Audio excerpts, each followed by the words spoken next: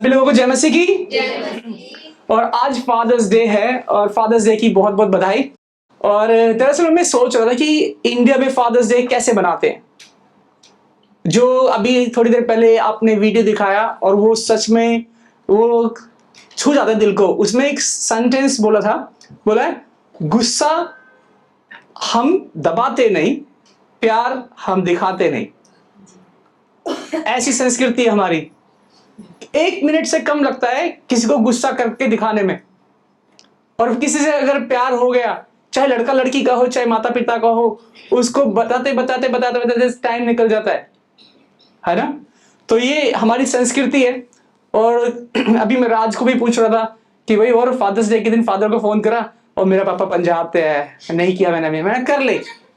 तो मुझे लगता है कि ये जो कुछ ऐसे दिन है, इसमें माता का दिन, पिता का दिन, ये उनको थोड़ा सा और आदर और प्रेम और सत्कार करने की जरूरत है। तो हैप्पी फादर्स डे। और यदि आपके पिता हैं तो बहुत अच्छी बात है कि आप उनको फादर्स डे बोल सकते हैं, एक बार थैंक यू बोल सकते हैं और कुछ ऐसी बातें याद करके कि जो आपको सच में याद है। ऐसे नहीं हैप्पी फादर्स डे, उनको पता भी नहीं लगा कि भाई क्या कर रहे हो आप लोग। बोलो पिता जी या पापा जी, आपने मेरे लिए जो करा या बचपन में कोई टॉफी या खिलौना आपको दिलाया, आपको याद है, वो बताओ उनको, तो उनको भी अच्छा एहसास होएगा। और इसी मंडे को हम लोग पास्टर साहब के घर गए थे खाना खाने के लिए और ये छोटी बच्ची भी हमारे साथ गई थी। ठीक है, ये अभी लगभग 3 साल की होने वाली है। और पास्टर साहब के घर पे क्या मस्त खाना बनता है। आप में से कितने लोग पास्टर जी के घर पे गए हैं? जितने लोग नहीं गए ना, अभी आपको पता नहीं असली खाना कहाँ मिलता है, उधर होता है। एक बार आप भी नंबर लगा के जाओ, ठीक है। और ये छोटी सी बच्ची ये जो है इतनी जल्दी घुल मिल गई वहां पर, और ये नेथन को खाना खिला रही थी और उसकी दाढ़ी खींच खींच के। और मैंने एक चीज नोटिस करी वहां पर कि वो उसको खाना खिलाने के टाइम पे पापा पापा बोल रही है। उसका पेट तो भरा हुआ है नेथन का, लेकिन वो फिर भी खाए जा रहा है क्योंकि वो छोटी बच्ची प्यार से खिला रही है। तो जो एक पिता का हृदय होता है ना, वो पिता महसूस कर सकता है लेकिन बता नहीं सकता। और मैं पास्टर साहब का और आपका सबका धन्यवाद करता हूँ यहाँ पर एक परिवार होने के लिए। और एक मिसिंग है ना जो जीवन में कि भाई एक फैमिली होनी चाहिए, उसे कलीसिया पूरी करती है पूरे जगत में। आपको ये जानकर हैरानी होगी कि पूरे वर्ल्ड में जब क्राइम का डाटा उठाते हैं ना, तो ज्यादातर जो क्राइम आते हैं, चाहे वो डिप्रेशन के या सुसाइड के या घर छोड़ के भागने के या पढ़ाई छोड़ने के, उनमें एक कारण कॉमन मिलता है। वो ये होता है कि कहीं ना कहीं उनके घर में पिता जो है इतना मजबूत नहीं होता। कहीं ना कहीं पिता उस घर को छोड़कर चले जाते हैं। कहीं ना कहीं पिता उस घर में वो रोल नहीं निभाते जो उन्हें निभाना चाहिए। इसीलिए पिता बहुत जरूरी है जीवन में। और ये दोनों तरफ से, कई बार हम बच्चे होने के नाते जो है अपने पिता के प्रति अपना प्रेम नहीं जताते, और कई बार पिता इतनी जरूरत में होते हैं कि वो नहीं जता पाते हैं। लेकिन मैं परमेश्वर का धन्यवाद करता हूं कि हमको परमेश्वर ने अवसर दिया है, हम अभी भी जीवित हैं और ये संदेश सुन रहे हैं। और बाइबल में लिखा है कि परमेश्वर अनाथों का पिता है, विधवाओं की सुधि लेने वाला है, और वो किसी को भूलता नहीं। आमीन।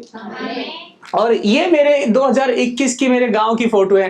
वहां पर आज भी जो है लोग ऐसे चावल साफ करते हैं। ये वहां का रेस्टोरेंट है और ये गांव में हमारा किचन है। और ये मेरी बहन है जो विजिट करने के लिए गई थी मेरे कजन से मिलने के लिए, किसी की शादी थी। तो ये सोच लो कि परमेश्वर जब जीवन में आता है तो कैसा अद्भुत चमत्कार होता है। मैं पैसे की बात नहीं कर रहा हूं यहां पर, मैं बुद्धि की, मैं मन की, मैं जीवन की बात कर रहा हूं कि अभी भी जो हमारे परिवार रिश्तेदार वो सब लोग उसी जगह से उसी श्रेणी से आते हैं। लेकिन आज हम सब लोग यहाँ पर हांगकांग में है ना, तो हमको लगता है हम कुछ खास हो गए, हम जलवा हो गए। नहीं, ऐसा नहीं है। इतना फैशन करके तो ऐसे घूमते फिर। पंजाब में भी चलता है। अच्छा, ऐसे गांव में? बिल्कुल। मैंने पंजाब में खेतों में किसी को जीन्स पहन के काम करते तो नहीं देखा। तो मुझे एक चीज हैरानी लगी कि अभी भी हमारा इतिहास कहां पर है, लेकिन जब हमने प्रभु को जान लिया तो हमारा जीवन वैसा नहीं रहता जैसा था। आमीन। यदि आप प्रभु को जानते हैं तो आपके जीवन में परिवर्तन होगा ही होगा। और यदि नहीं जानते हैं तो भी परिवर्तन होगा, मगर किसी और दिशा में। लेकिन जब परमेश्वर को आप जानते हैं तो ये बहुत ही खुशी की बात है कि आप किसी भी समुदाय, किसी भी भाषा, किसी भी समाज से क्यों ना आते हो, वो सबके लिए पिता है।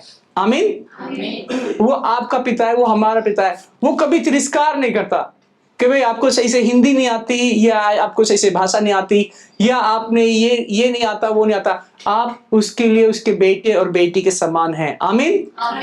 पास्टर साहब के पिताजी का जो देहांत हो गया 7 साल पहले, हालांकि वो आप सभी के लिए पिता है, लेकिन परमेश्वर अभी भी उनके पिता है। आमीन। और जब आप परमेश्वर को जान लेते हैं, तो अभी पिछले हफ्ते, कुछ हफ्ते पहले जो है, मैं डिनर के लिए गया था। तो जब मैं इन तस्वीरों को देख रहा था तो मैं धन्यवाद कर रहा था कि प्रभु सच में आप कहां से कहां लेकर आए। कई बार जब हम जो है धन्यवादी नहीं होते, या एक दूसरे से कुड़ते हैं, या झूठ बोलते हैं, या हमारा ईगो हर्ट होता है, क्योंकि हम भूल जाते हैं हम कहां से आए हैं।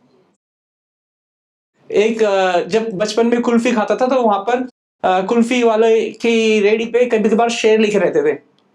तो एक शेर लिखा था उसमें कि बड़े कमजोर होते हैं वो गुब्बारे जो चंद सांसों में फूल जाते हैं। बड़े कमजोर होते हैं वो गुब्बारे जो चंद सांसों में फूल जाते हैं, हवा में क्या गए, अपनी औकात भूल जाते हैं। तो कई सारे ऐसे लोग हैं, वो इसीलिए दूसरे पे लड़ रहे हैं, दूसरे पे गुस्सा हो रहे हैं, जैसे उन्होंने कभी कोई गलती की ही ना हो, जैसे वो एकदम सिद्ध और परफेक्ट हो। यदि हम अपने जीवन को पीछे मुड़ के देखेंगे, जांचेंगे, तब हमको लगेगा इस भाई ने, इस बहन ने ये गलती की है, कोई बात नहीं, माफ कर देते हैं। और आज जब मैं अपने आज के जीवन को देखता हूं तो मैं क्या देखता हूं कि पिछले हफ्ते जब मुझे खाने पे बुलाया गया था, तो ये शिप है जो पूरी दुनिया में जो है परमेश्वर के सुसमाचार का प्रचार करता है। इसका नाम है डूलोस होप शिप। होप शिप, आशा का जहाज। और ये सारे जगह में जो है जाता है, देश विदेश, और परमेश्वर के सुसमाचार का प्रचार करता है। और जब उन्होंने थैंक यू डिनर किया तो उसमें मुझे भी इनवाइट किया और मैं भी गया था। ये वहां का मैनेजिंग डायरेक्टर है, ये वहां का कैप्टन है। जब आप परमेश्वर के पीछे उसके बच्चे बनकर, अनुयायी बनकर, उसका भय मानकर जीवन बिताते हैं, आपका जीवन बेशक से आप दूसरों के लिए कैसे भी कोई ना कोई क्यों देखता हो आपको, लेकिन परमेश्वर चाहता है कि उसके बच्चों को उत्तम से उत्तम आशीष मिले। आमीन। आज सुबह मैंने एक अच्छी चीज देखी, ठीक है, और वो सुनी और उसको देख के मुझे इतनी हैरानी हो गई। आपने अपने मम्मी पापा के घर में जन्म लेने के लिए क्या किया? कोई काम किया? कोई रिश्वत दी? कोई प्रार्थना की? आप बस उनके हो गए। ऐसे ही जो परमेश्वर है, जो पिता है, आप उसको अपने भले कामों से प्रसन्न नहीं कर सकते। मैं तो बाइबल पढ़ती हूं, मैं तो प्रार्थना करता हूं, मैं तो ये करता हूं, वो करता हूं, उसको प्रसन्न नहीं कर सकते। इसी प्रकार अपने बुरे कामों से आप उसको हैरान भी नहीं कर सकते। वो आपका पिता है तो है, लेकिन जब आप उसके पास लौट कर आते हैं, तब आपका जीवन सही मायने में बनना शुरू होता है। आमीन। आप आपने पिछली तस्वीर देखी होगी कि मैं कुछ भी नहीं हूं, लेकिन परमेश्वर कभी मैनेजिंग डायरेक्टर, कभी कैप्टन, कभी कहां कहां लोगों तक पहुंचा रहा है, मिला रहा है, और आशीष का कारण बुला रहा है देश देश के लोगों के साथ। ऐसे ही आप भी है। जब आप परमेश्वर के बच्चे बन जाते हैं, तब आप आशीष का कारण बन जाते हैं। आमीन।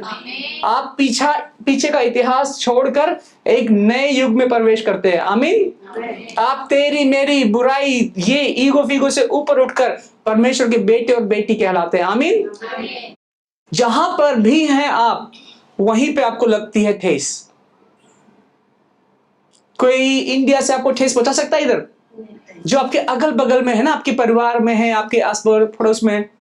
और परमेश्वर जैसे हमें क्षमा करता है, ऐसे ही हमें परमेश्वर का बच्चा होने के नाते क्षमा करना और आगे बढ़ना है। तो ये चुनाव है कि हमें आशीष में जाना है या पीछे पड़े रहना है इतिहास में। तो फादर्स डे के दिन मैंने भी अपने पापा को जो है फादर्स डे के लिए ये तस्वीर भेजी, ये पिछले साल। तो आज यहां पर मैंने एक सवाल लिखा है कि यदि आप ये ढूंढना अपने आप में कि आपकी अपने पिता के साथ एक अच्छी याद कौन सी है, कोई एक अच्छी मेमोरी है, वो आप याद करना। जब आप घर जाना तो याद करना कि आपकी कोई एक याद। मुझे एक ही याद है कि मेरे पापा मुझे एक बार कंधे पे बिठा के मेले में ले गए थे, एक ही बार। एक ऐसी याद वो आज अपने पिताजी को आप जाकर बताएं। उसके बाद ये जो है मेरे परिवार की तस्वीर है, ताकि आप भी एक परिवार है। और ये कैसा परिवार होएगा कि अगर आप एक दूसरे को जानते ही नहीं है। तो यहाँ पर ये मेरे पापा जी है, ये मेरी मम्मी है, ये मेरे से छोटा भाई है, उससे छोटी बहन है, उसके बाद ये है अजय। तो ये मेरे भाई की पत्नी है और ये मेरी पत्नी है। और अभी ये पिंचू, इसका नाम भी विजय है, और ये अजय, इनकी शादी होना बाकी है। तो ये हमारा परिवार है। तो कल जो है परिवार का हम धन्यवाद कर रहे थे कि भाई कहां से कहां प्रभु हमें ले आया। एक हांगकांग आ गया, तो अभी मेरा छोटा भाई जो है ये आयरलैंड में रहता है।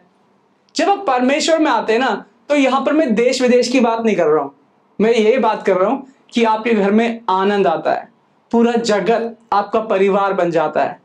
आमीन। और ये तभी हो सकता है कि जो प्रभु है, हमारा जो प्रभु है, वो किसी कस्बे का, पेड़ के नीचे का, या किसी एक छोटी जगह का नहीं है, वो पूरे जगत का प्रभु है। आमीन।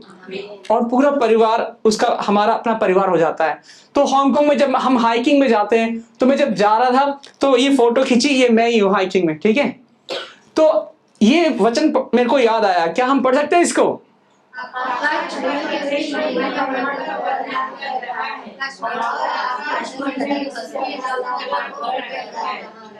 आमीन। आपको जानकर हैरानी होगी कि यीशु मसीह का आने का मकसद क्या था धरती पर। बहुत सारे मकसद थे उसके, हमको उद्धार देना, हमारे पापों के लिए बलिदान देना, लेकिन एक और खास चीज थी जो यीशु मसीह से पहले और बाद में कभी नहीं हुई। जानते हो क्या? सब परमेश्वर को पराक्रमी, योद्धा, सेनाओं का यहोवा, बलशाली, ये वो क्या क्या कहते हैं, हर धर्मों में कहते हैं कि परमेश्वर ये है, खुदा ये है, भगवान ये है। लेकिन कभी भी किसी ने प्रभु को पिता नहीं कहा। जानते हैं आप? किसी भी धर्म में, किसी भी समाज में, किसी ने भी कभी परमेश्वर को एक पिता करके संबोधित नहीं किया। क्योंकि पुराने टाइम पे हम परमेश्वर या प्रभु का भय इसलिए मानते थे क्योंकि अगर हम परमेश्वर का भय नहीं मानेंगे तो हमारा नुकसान होएगा। अथॉरिटी बोल के, क्या पुलिस से हम पुलिस का क्या है? अथॉरिटी है ना। गवर्नमेंट क्या है? अथॉरिटी है ना। तो पहले है हमेशा परमेश्वर के बारे में लोग जानते नहीं थे। कभी बारिश आई तो फसल बर्बाद हो गई, कभी जंगल में आग लगी तो बर्बाद हो गई, कभी बाढ़ आई तो बर्बाद हो गई। लोगों के दिमाग में क्या था कि जो परमेश्वर है वो बहुत शक्तिशाली है और उससे हमें डरना है। तो लोग परमेश्वर का भय, जो भय शब्द है, वो डर कर मानते थे।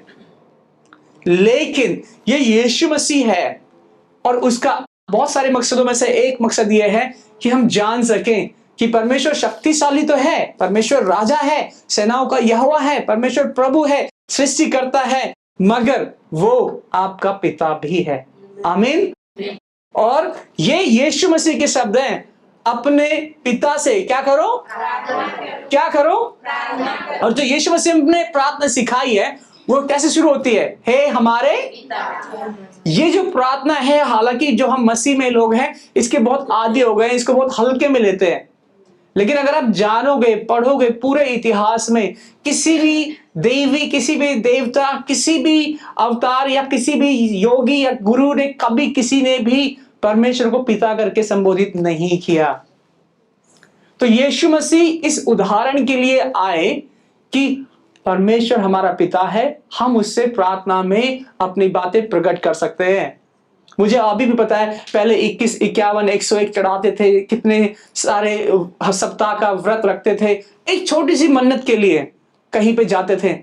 लेकिन एक पिता क्या होता है, जब मुझे स्कूल की फीस भरनी होती है तो मैं अपने पापा जी से बोल देता हूँ कि भाई स्कूल भरनी है। मुझे अभी याद है 9 रुपए 60 पैसे, ठीक है, 3 महीने की फीस सरकारी स्कूल में। वो कहां से लाएंगे मुझे नहीं पता, बस बोल दिया। तो जरूरतें जो है वो परमेश्वर पिता हमारे मांगने से पहले ही जानता है। आमीन। तो परमेश्वर इससे प्रसन्न नहीं होता है कि आप उससे बहुत डरते हैं। परमेश्वर इससे प्रसन्न होता है कि आपको पता है कि आप उसके बच्चे हैं। जैसे आपने कोई मेहनत नहीं की अपने माता पिता के संतान होने के लिए, लेकिन परमेश्वर ने आपको आपकी मां की कोख में रचा है क्योंकि आप उसकी संतान हैं। और जब आप उसकी ओर फिरते हैं, अपना मन फिराते हैं, तब जो है परमेश्वर की जो आशीष है, जो आनंद है, जो शांति है, वो प्रकट होना शुरू हो जाती है। आप जो है, आप कहीं कहीं पे काम करते हैं, यदि आप बाइबल में पढ़ेंगे तो कैसे एक दासी थी नामान को के घर में, वो एक सोल्जर था, लेकिन वो उसके घर में आशीष का कारण हो गई। अगर आपको ये लगता है कि आप कहीं पे काम कर रहे हो, आपके मकान, आपके मालिक, आपके बॉस आप बहुत ज्यादा आपको सताव देते हैं, मैं बता दूं, क्योंकि आप परमेश्वर के बच्चे हो, आपके द्वारा जहां पे आप काम करते हो वो भी आशीष पाएंगे। आमीन। तो यहां पर जो है मैं एक छोटी सी कहानी बताऊंगा एक बच्चे की। वो ऐसे बीच पे खेल रहा था। जब वो खेल रहा था, वो ऐसे, इसको क्या बोलते हैं, रेत का घर बना रहा था, रेत का महल बना रहा था। तो एक छोटा सा पत्थर वहां पर आया और वो उसको हटाने लगा और उसका पापा बैठा है, देख रहा है उसको। तो पापा बोलता है क्या हुआ? तो बेटा बोलता है पापा ये पत्थर आ गया, इसको हटाना है। कहता है हटाओ, लगाओ अपनी पूरी ताकत। तो वो पूरी ताकत लगाता है, 10 मिनट नहीं हटे, 15 मिनट नहीं हटे, 2 घंटे नहीं हटे। फिर वो बच्चा आता है, कोई लकड़ी उठाता है, कुछ चप्पल उठाता है, कुछ करके हटाने की कोशिश करता है, लेकिन वो हटा नहीं पाता। आखिरी में वो बच्चा गुस्सा होके, नाराज होके बैठ जाता है। पापा उससे पूछते बेटा तूने अपनी पूरी ताकत का इस्तेमाल किया? कहता है पूरी ताकत का इस्तेमाल किया, लेकिन मैं उसे नहीं हटा पाया। पापा बोलता है तुमने अपनी पूरी ताकत का इस्तेमाल नहीं किया। कहते हैं मुझे 2 घंटे हो गए हटाते हटाते, पूरी ताकत और क्या होती है? पापा बोलता है मैं भी तुम्हारी ताकत हूं। फिर पापा गया उसके साथ, उसने हटाया और उसके साथ मिलके वो महल बनाया। आमीन। याद रखिए, जैसे यीशु मसीह ने कहा ना कि मनुष्य के साथ तो असंभव है, परंतु परमेश्वर के साथ सब कुछ संभव है।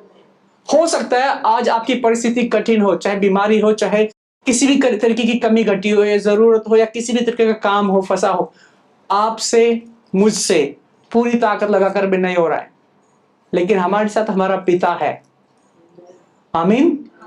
जब हम उसके साथ अपनी प्रार्थना, अपना विषय, अपना चिंतन बांटते हैं, वो कहता है मेरी ताकत भी तेरी ताकत है। आमीन।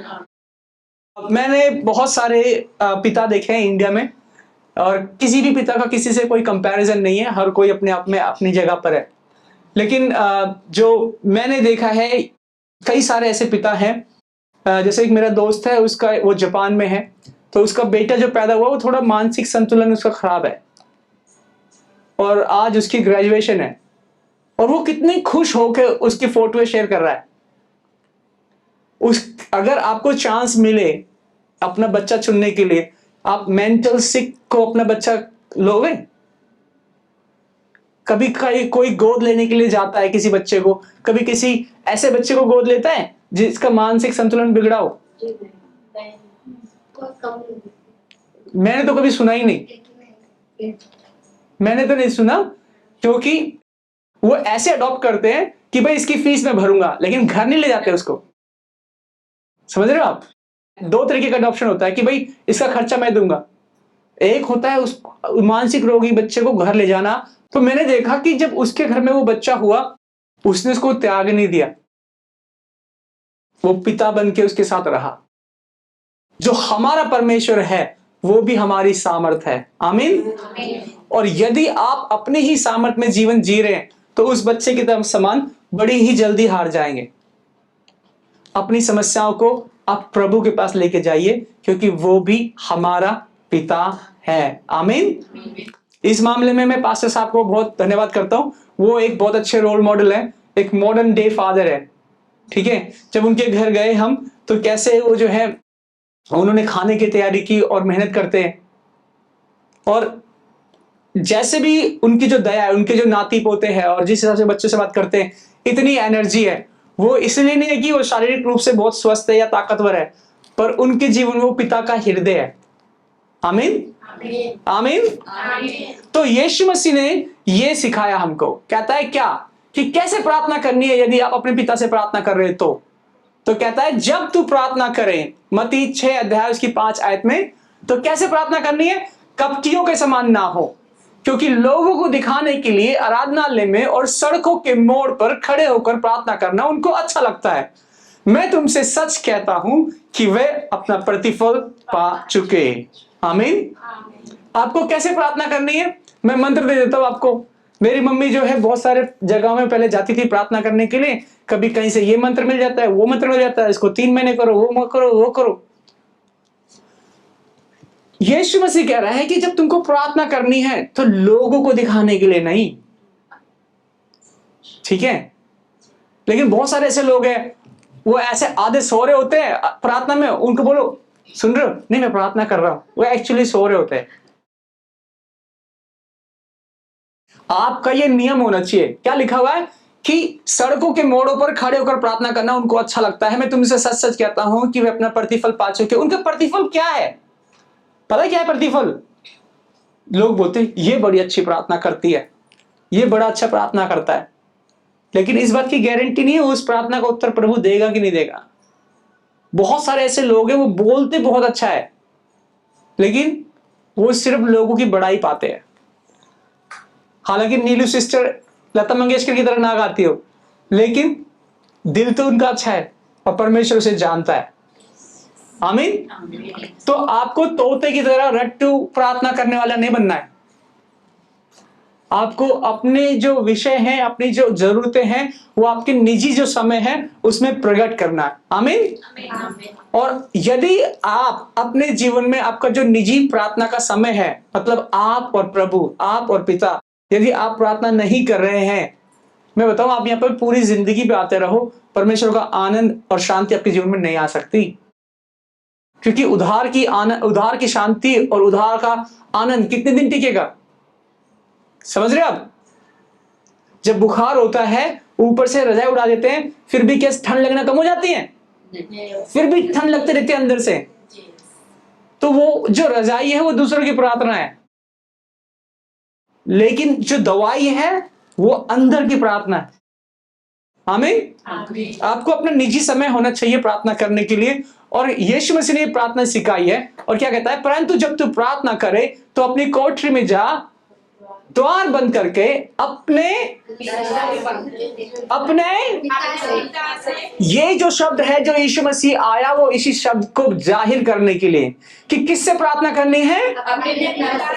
एग्जैक्टली।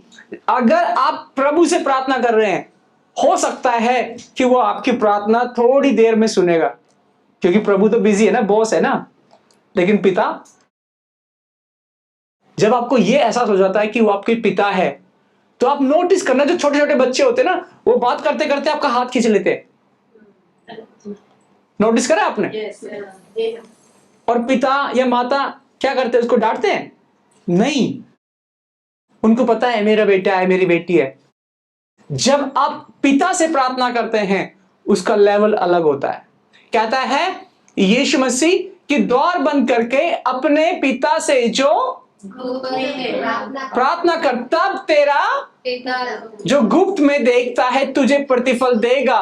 प्रार्थना करते समय अन्य जातियों के समान, क्योंकि वे समझते हैं कि उनके बहुत बोलने से उनकी सुनी, इसलिए तुम उनके समान ना बनो, क्योंकि तुम्हारा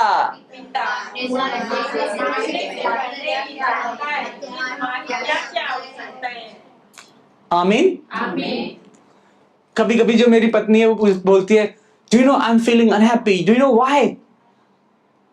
कह रही मेरे को थोड़ा दुख सा महसूस हो रहा है। तुम्हें पता है क्यों? मुझे कैसे पता होगा? तुझे महसूस हो रहा है ना। कहती तुम मेरे पति हो, तुम्हें पता होना चाहिए मैं दुखी क्यों महसूस कर रही हूं। मैं कहा पर मुझे कैसे पता होगा? तू बता दे। पति पत्नी साथ में रहते हैं, लेकिन फिर भी जो है एक दूसरे की 100% नहीं समझ सकते। लेकिन प्रभु है, जो पिता है, जो आपके तन मन जीवन हर एक कण को बनाने वाला है, वो आपको जानता भी और समझता भी। लेकिन फिर भी वो चाहता है एक बार आपके मुंह से सुने। क्यों? जब आप अपनी बात को प्रकट करते हैं ना, तो कई बार लोग सोचते भी नहीं कि वो क्या सोच रहे हैं। समझ रहे हो? कई बार वो जब लोग प्रार्थना करते हैं ना, बोलते हैं कि प्रभु मेरे को $500 की जरूरत है, मैंने ना इसको $500 उधार दिए थे, इसको बोल तू मुझे पैसे वापस लौटा दे। ये प्रार्थना नहीं है, ये प्रभु को आप सलाह दे रहे हैं। आपको $500 की जरूरत है, बोलो प्रभु जैसे मैंने किसी की मदद की थी, आज मेरे को मदद की जरूरत है, कैसे भी करके मेरी मदद कर दो। आमीन, राइट। प्रभु ऑलरेडी जानता है, क्योंकि वो पिता है। पिता, सबसे पहली लाइन में प्रभु यीशु मसीह ने बोला कि हे हमारे पिता। इसमें यह जानना बहुत जरूरी है कि आप पिता से प्रार्थना कर रहे हैं या प्रभु से प्रार्थना कर रहे हैं। दो अलग चीजें। स्कूल जाते हैं आप, जो टीचर होती है, और अगर आपकी मम्मी ही टीचर है तो जो बर्ताव होगा वो अलग होगा कि नहीं होगा? वो टीचर भी है, मम्मी भी है। इसी प्रकार से जो प्रभु है, जब आपको ये एहसास हो गया कि ये मेरा पिता भी है, आपकी जो प्रार्थना है ना वो अलग हो जाएंगी, उसमें अंतर होगा। आमीन। क्योंकि प्रभु तो वो है दुनिया के लिए, लेकिन मेरा पिता भी है। आमीन। तो ये तस्वीर मैंने ढूंढ के निकाली कि यीशु मसीह जो है एक आनंदित पुत्र है और एक आनंदित पिता है। वो ऐसे गुस्से में बैठा हुआ नहीं है। और किस तरीके की प्रार्थना उसने सिखाई ये आप सभी को पता है, बहुत अच्छे तरीके से पता है ना। इसको जल्दी से पढ़ लेते हैं हम। अतः तुम इस रीति से प्रार्थना किया करो, हे हमारे पिता तू जो स्वर्ग में है, तेरा नाम पवित्र माना जाए, हमारी दिन भर की रोटी आज हमें दे, जिस प्रकार हमने अपने अपराधियों को क्षमा किया है वैसे ही तू भी हमारे अपराधों को क्षमा कर, और हमें परीक्षा में न ला वरन बुराई से बचा। आमीन। ये जो है प्रार्थना यीशु मसीह ने सिखाई है। लेकिन जो पहला ही वाक्य है क्या है? हे हमारे पिता, हे हमारे पिता। और यदि आप देखेंगे इसमें तो क्या शुरू होता है? सिर्फ 3 बार है, तू जो स्वर्ग में है तेरा नाम पवित्र माना जाए। सो यहां पर पिता और उसका स्वर्ग और उसका नाम पवित्र माना जाए। उसके बाद किसके लिए? मेरी रोटी। उसके बाद जैसे हमने क्षमा किया है, उसके बाद हमें परीक्षा में न ला, उसके बाद बुराई से बचा। तो परमेश्वर की बात एक बार जब रिलेशनशिप हो जाता है ना, तो आपकी प्रॉब्लम भी सोल्व हो जाती है। आमीन। क्योंकि जिसको कहते ना कि तूने अपने बाप का नाम मिट्टी में मिला दिया, सुना आपने? खानदान का नाम मिट्टी में मिला दिया। वो कैसे आता है? इसीलिए से आता है कि किसका नाम पवित्र माना जाए? पिता का। और जब आप लड़ रहे होते हैं उसका नाम करते हैं, और जब आप झूठ बोलते हैं, बहाना लगाते हैं, हालांकि अपने मालिक से ही सही, उसमें आपके पिता का नाम पवित्र माना जाता है? तो लिखा हुआ है कि जब आपको इस बात का एहसास हो जाता है कि जो प्रभु है, जो परमेश्वर है, वो आपका पिता है, तो आपके जीवन के हर एक आचरण, हर एक बोलचाल से उसका नाम पवित्र माना जाता है। ऐसे बोलने से नहीं माना जाता प्रभु तेरा नाम पवित्र माना जाए, वो तो ऑलरेडी पवित्र है। लेकिन क्या मेरे जीवन के आचरण से उसका नाम पवित्र माना जा सकता है कि नहीं? आमीन। ये चीज जो यीशु मसीह ने की है वो पूरी दुनिया में किसी और ने नहीं की, कि प्रभु को एक पिता के रूप में प्रकट करें। पहले कैसे लिखा था भजन संहिता में? दाऊद भी क्या लिखता था? जैसे पिता अपने बच्चों पर दया करता है वैसे ही यहोवा अपने भय मानने वालों पर दया करता है। वो जो वैसे ही, समझ रहे हो कितना अंतर है? आप मेरी बहन के जैसे हो, लेकिन बहन तो नहीं हो ना। यीशु मसीह ये नहीं बोल रहा आप मेरे बच्चों के समान हो, बोल रहा मेरे बच्चे ही हो। कितना अंतर है? तो यीशु मसीह उस पिता के प्रेम को सिर्फ बता नहीं रहा है, वरन प्रकट कर रहा है। आप उसके बच्चे हो। हे हमारे पिता तू जो स्वर्ग में है, तेरा नाम पवित्र माना जाए। लेकिन जब ये प्रार्थना खत्म हो जाती है, उसमें एक बहुत खास चीज यीशु मसीह कहता है, और वो कहता है ये, इसलिए यदि तुम मनुष्य के अपराध क्षमा करोगे तो तुम्हारा, और यदि तुम मनुष्य के अपराध क्षमा ना करोगे, आमीन। एक खास कारण है कि इंसान जो है आगे नहीं बढ़ पा रहा है, खासतौर पे वो जो ऑलरेडी मसीह में है या कलीसिया में है, क्योंकि उनमें ये समस्या फंसी पड़ी है। किसी को आपको सॉरी बोलना है, किसी को आपकी वजह से दुख पहुंचा है, लेकिन आप उसको क्षमा करने के लिए तैयार ही नहीं हो। आप तो यीशु मसीह से ज्यादा पवित्र और सिद्ध हो, है ना? आप सॉरी बोल कैसे सकते हो? यीशु मसीह जो हमारे गुनाहों के लिए क्रूस पर चढ़ सकता है, हमारे लिए अपने प्राण दे सकता है, अपने लहू का कतरा कतरा बहा सकता है, लेकिन हम उससे भी बढ़कर है। हम इसको कैसे, इसने मुझे ऐसे कैसे बोल दिया? ये जान लो कि पहले तो यीशु मसीह ने प्रार्थना सिखाई है।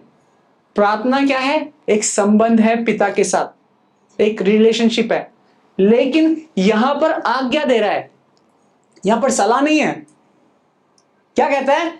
अगर तुमने क्षमा नहीं किया तो तुम्हारा पिता भी क्षमा नहीं करेगा। क्या ये सच है? ऐसा होता है? ऐसा हुआ है। दरअसल में क्या हुआ कि जब मैं इंडिया में था तो 15 अगस्त में लोग पतंग उड़ाते हैं ना, पतंग उड़ाते हैं, पतंग से खेलते, तो मैं बस कम से कम बहुत सारी पतंगें थी, मेरी कुछ सेलेक्टेड पतंग थी जो मुझे इतनी प्यारी थी, इतनी पसंद थी कि मुझे लगता था इसको उड़ाऊंगा नहीं, इसको कलेक्शन में रखूंगा अपने।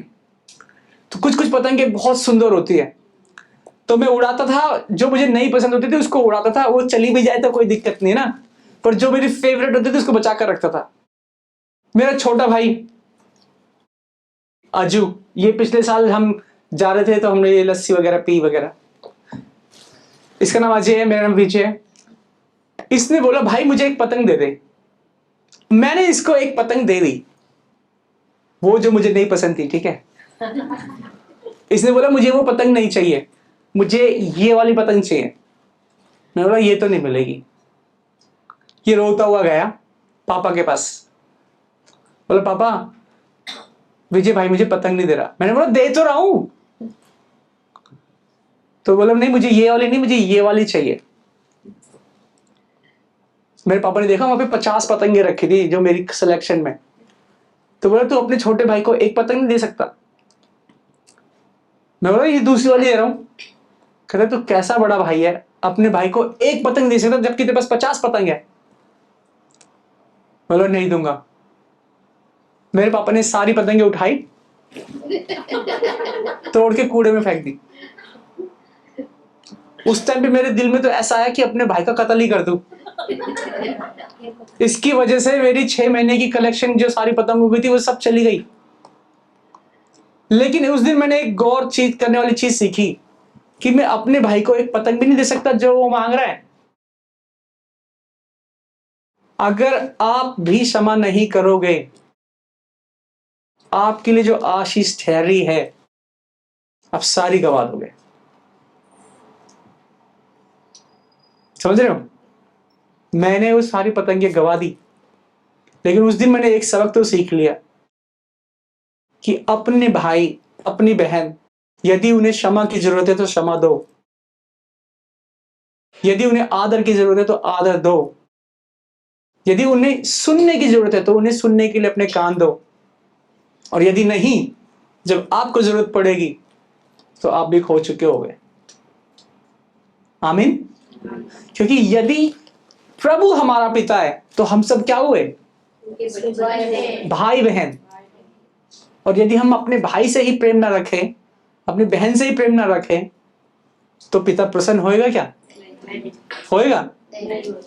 आज जबकि हम पिता के विषय में एक चीज जांच रहे हैं, सुन रहे हैं, पढ़ रहे हैं, देख रहे हैं, सीख रहे हैं, एक और चीज और जाननी है हमें। क्योंकि यदि आपने किसी को क्षमा नहीं किया है, आपके संबंधी, मित्र, साथ काम करने वाले, कलीसिया में लोग हो सकते हैं, आज ये समय है उसको क्षमा करो और परमेश्वर की ओर आगे बढ़ो। कर सकते हैं? मेरे पिताजी ने तो सारी पतंगे तोड़ के फेंक दी थी, लेकिन ये यीशु मसीह है, वो कहता है अगर तुम मेरे पास आओगे तो डरो मत, मैं एक बार फिर से तुम्हारा हाथ थामने के लिए तैयार हूं। आमीन। और वो कहता है आओ मेरे पास, लेकिन दूसरों को क्षमा करके आओ, मैं तुम्हें विश्राम दूंगा। तो ये समय लेंगे हम प्रार्थना करने के लिए, क्योंकि आज जब हम पिता के पास जा रहे हैं तो अपने आसपास के अपने भाई, अपने बहन, अपने साथ काम करने वालों को क्षमा करके हम पिता की ओर जाएं। क्योंकि वो जो पिता है वो हमारी गलतियों को, हमारी कमियों को, हमारी बुराइयों को, सब कुछ को जानता है। लेकिन फिर भी आज वो कहता है कि यदि तुम मेरे पास आओगे तो मैं तुम्हें विश्राम दूंगा। आज मैं इस प्रार्थना को करता हूं कि परमेश्वर हमें ये साहस दे, ये मन दे कि हम क्षमा करने वाले बनने पाए, हम परमेश्वर के बच्चे कहलाएं, प्रेम बांटें। यीशु मसीह में ऐसा महसूस कर रहा हूं कि बहुत सारे लोग हैं यहां पर कि उनमें मन मुटाव है, लेकिन आज जबकि एक पिता का दिन है, परमेश्वर होने दे कि वो मन मुटाव दूर होने पाए। होने दे पिता। आज बहुत सारे ऐसे बच्चे भी हैं यहां पर जो आपसे बहुत दूर हैं। वो प्रार्थना तो करते हैं, वो बाइबल भी पढ़ते हैं, वो चर्च भी आते हैं, परंतु वो आपसे बहुत दूर है क्योंकि उन्होंने क्षमा नहीं किया है। परमेश्वर आज आप उनको ये सामर्थ्य दे कि वो क्षमा कर सके, अपने बीते हुए कल से आज में प्रवेश कर सके, और होने दे परमेश्वर आपके बच्चों में आशीष, आनंद और शांति वास करे। प्रभु यीशु मसीह, जबकि आज हम पिता का दिवस मना रहे हैं, हम धन्यवादी हैं कि आप हमारे पिता हैं और आप हमारी जरूरतों को जानते हैं। पिता, हमें ऐसा जीवन दें, ऐसा मन दें ताकि हम आपके नाम की बड़ाई कर सकें। प्रभु यीशु मसीह के नाम से इस प्रार्थना को करते हैं, जैसे सुनिए और ग्रहण करें। आमीन।